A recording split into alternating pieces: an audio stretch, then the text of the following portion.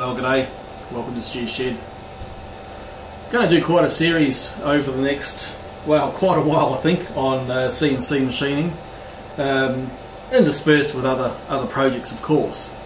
But we've got a new tool in the workshop. This is the Torque CNC, and to give it its full title, it's a Torque CNC 9060. The 9060 refers to its bed operating, not so much its bed size, but its operational range, which is approximately 900 by 600 millimeters. It's actually a little bit larger, a little bit wider than that in practice. So it's, you know, being conservative has always been the name of the game. The Torque CNC comes out of the Yass Engineering workshops up in Queensland. It's a phenomenal machine. It's hard to describe. Well, not really. It's solid steel. It's a powerful, quiet spindle motor. It's massive stepper motors. It's built as well as you would ever hope for a CNC machine, and that's one of the points about this machine, is it's been built with a lot of care and attention, and the focus has been on quality, not on price, and it absolutely reflects in the what's being presented here, and it's a lot of fun. I've been having quite a ball with it already, and I've only just got started in what it's capable of, and how it's actually going to add to the whole workshop and woodworking, and not just woodworking. It's capable of a wide range of materials, as we'll discover over the next little while. Tonight I'm going to start off with a very simple project. This is just using a bit of 6mm MDF. Now, it obviously looks a little bit fatter than that, and that's because I put down a piece of 16mm MDF as a spoil board or a backing board. And that is actually being already planed flat to give me a reference surface.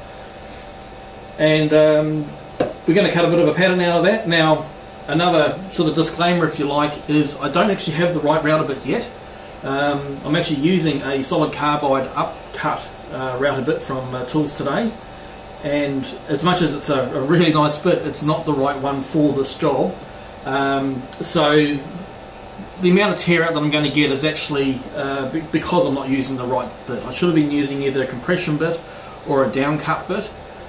They're on order and they'll be arriving pretty soon, but I couldn't wait. I wanted to get started anyway, so I'll accept a little bit of extra tear out because of that.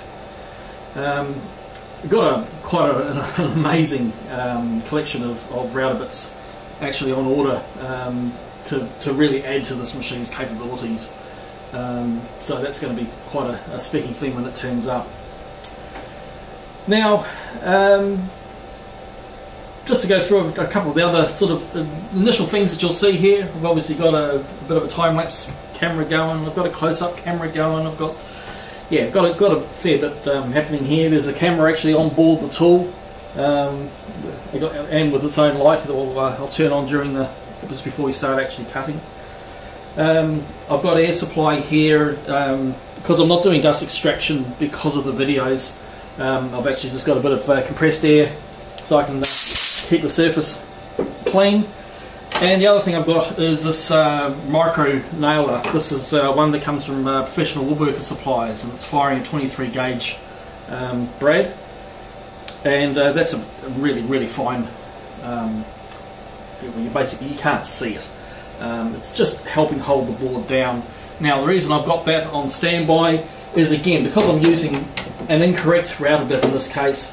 It has a tendency to try to lift the project up off the table, and so if I start getting that and I have to help hold it down, I'm going to actually bring the microbrader in and just help put another few brads in the surface as I'm going. Once I get the right router bits, once they turn up, then that should be not something I need to do again, which will be nice. What else have we got? I've got program running over here. This is the UC CNC program at this stage. This is the one that's running the controller, and I've got quite a collection of router bits ready for all sorts of different jobs, but I'll certainly get a lot more into those sorts of things as we as we get into these various projects and what this machine's capable of doing and what the router bits actually allow the machine to be able to do. And when I say that, I mean here I'm working with MDF, I could be working with hardwood, but equally I could be working with Corian, Perspex, foam, aluminium, steel, stainless steel. There's router bits for all this sort of thing. Now, some of them I'm not sure whether I need to be running a cooling system, and obviously I don't have a cooling system on here, so, well, yet. So it might be limited on the harder steels, but certainly things like aluminium and brass, absolutely no problem whatsoever. Probably even engraving into some of the harder materials, and it wouldn't be a real issue either. Full CNC controlled router, it's 3-axis. We'll do a 4th axis at some stage, which is where you actually run a effectively like a lathe, and you turn the work underneath the router bit. Again, that's not something that we've got plenty of things to experiment with at the moment, but we'll get to that at some stage. And yes, it's can do full 3D routing as well, which is quite cool to see, and the results are just with a few tests I've done already are quite spectacular. Anyway, that's enough of me blabbing on at the moment. Going to load up a program. This is a profile program. In other words, I'm cutting shapes actually out as opposed to V-carving or anything like that. And we'll fire it up and see how we go. I've already loaded up the program. Well, I haven't loaded it up yet, but I've compiled the code. Done that in a Spire, which is a Vectric program. It's obviously recognised as one of the best out there, and I've sent it across to this machine ready to be picked up. So I'm going to open that file. I'll zero off the machine because it needs to know where it's going to start from once it's first switched on. I'll then give it a 0 point, which is the 0 point that the whole pattern is starting from, which I've defined as being this corner here, and then we'll let it run. So first thing I'll do, and I know you can't see the computer very well, which is fine, I'll do that at another stage, but I'm just going to load up the file that I need.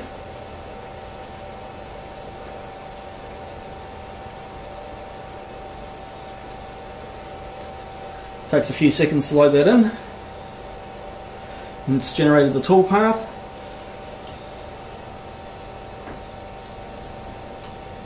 Now before I start anything, I'm just going to click on the home all button, and this just means the machine's going to go to exactly where it thinks home is, which is over in that back right hand corner there. And now I'm going to jog it to this front corner here, so I can open up a jogging feed area. And I'm just using higher speed at this stage. I'll run it at 100% so you can see just how fast this thing can move around the table. But as I get close, I'll slow that speed right down.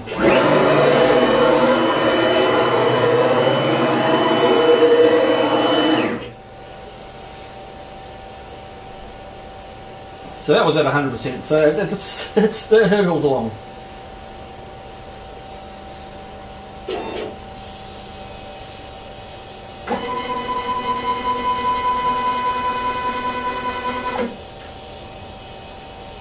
Now I'm close to where I want to be.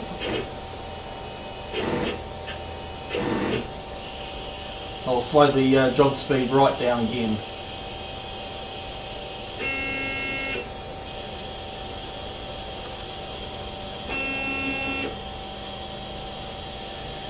Now before I zero off the Z axis, I'm going to zero off the X and the Y axes because I've got them right. And now I just want to move the cutter over to a little bit further into the board where I'll choose to zero the Z axis.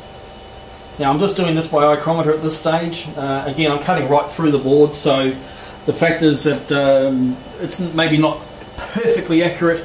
In this case doesn't matter because I'm going up to 1 millimetre into the spoil board, so I don't have to be incredibly accurate. But even so, bring it down. Happy with that. I'll zero that one off.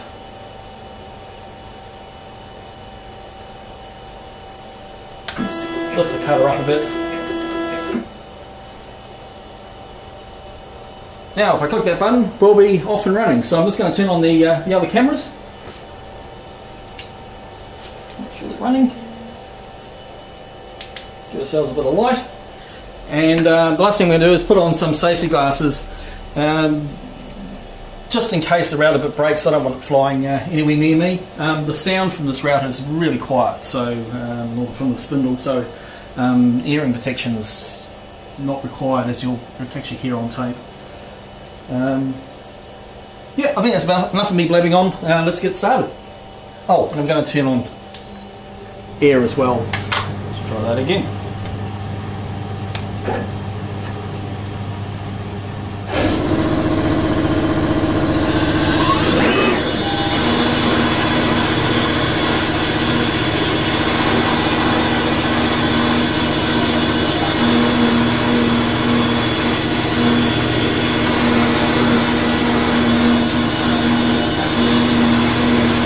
Notice as this machine's running is it rocks back and forth quite a bit. That's simply because the workbench we've got it mounted on is physically struggling to hold up the weight of the machine. Again, I'll rectify that at some stage down the track. It doesn't stop the machine working and working perfectly accurately, but obviously it's undesirable, particularly for filming.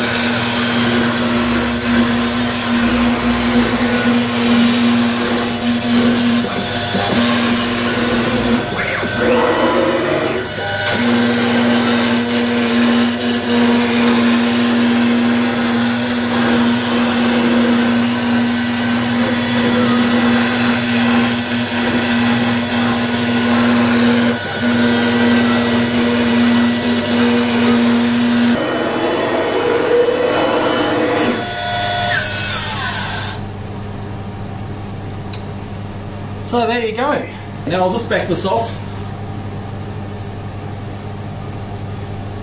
Well, actually, this probably the simple thing is I'll just send it to home.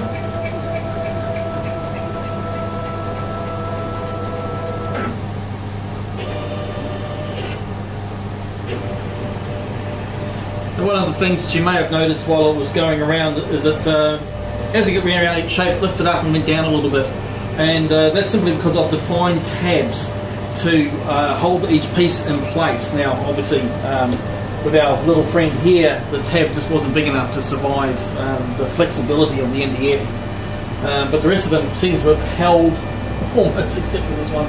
But that's why they got away with that one. So yeah, there was tabs involved. It's a 1/8 inch router bit, cutting through 6mm MDF. Now, again, because it's an upcut bit and it's not the right one for this job, I've actually done the cut in 4 passes, where with the right router bit I would have been able to do that probably in a single pass. So it would have gone 4 times faster than what we saw here. I was running the router at 80mm a second, which is relatively fast, but again, absolutely no problem as far as the machine's concerned, as far as the accuracy is concerned. That sort of speed's well within its capabilities. So what I'll do now, I'll give this a bit of a clean up. I'll pull it off the board and disassemble all these pieces, and I'll sand those tabs away just on a disc sander, and I'll get another bit cut for that one there, and then we'll see the resulting pieces before we assemble the final product. So that was it for the cutting out. Very easy, quick, relatively painless process. The CNCing. I've cut out the replacement part too. It's very easy if you do have something like that, to just get that one part and set another program for it, and cut it out in a few seconds. So that's now included in the mess, and now the job is to put the thing together, which is always the fun part.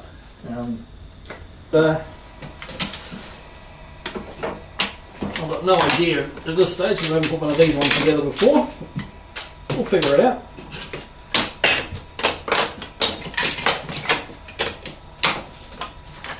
Okay, so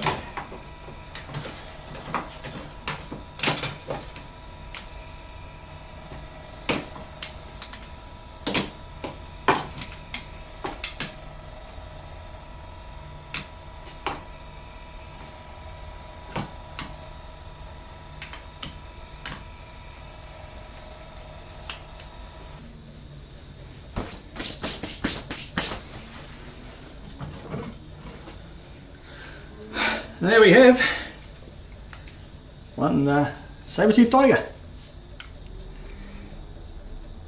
Came up really well.